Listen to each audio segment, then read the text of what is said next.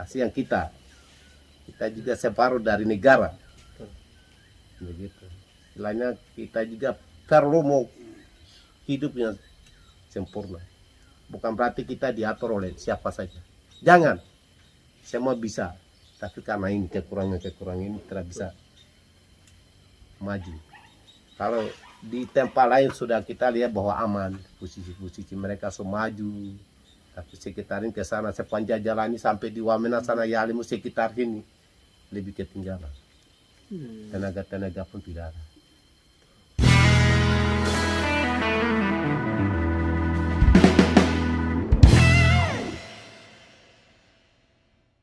Halo teman-teman, jumpa lagi bersama saya dengan kakak kepala suku Melkianus Sawatu. Kakak, jadi mengenai saat ini kita ingin cerita. Kakak tadi bilang ini mas adik-adik anak-anak kecil usia sekolah di kampung Naira ini sama sekali mereka tidak sekolah, tidak menerima pendidikan sama sekali karena bangunan sekolah tidak ada atau bagaimana? Oh, terima kasih itu, terima kasih lagi Ade. Kalau bangun gedung sekolah, kami bilang kalau dari Kabupaten Pemerintah Yalimu dia sudah bikin 2 atap, tapi itu berapa tahun kemudian. Sampai sekarang pun sekolah itu sudah runtuh, lapuk.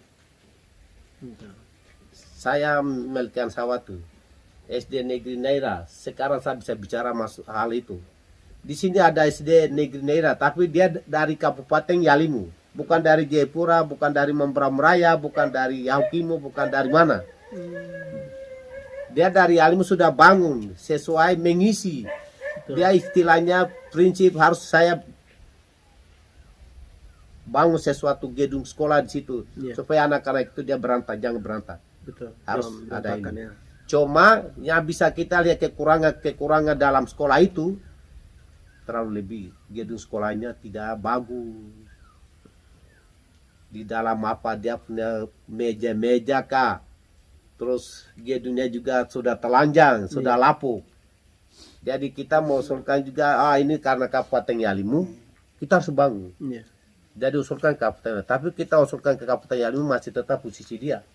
Nah inilah, status itu Kabupaten mungkin salah. Harus diperjelas. Ya, harus diperjelaskan.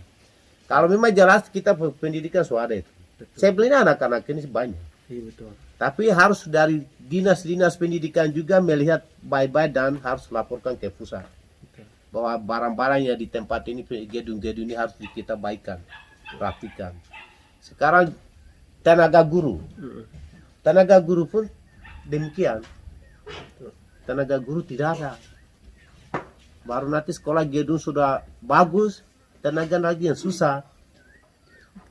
Kita lihat di kota besar atau ya daerah-daerah maju, malahan ruangannya dicari, tenaga full.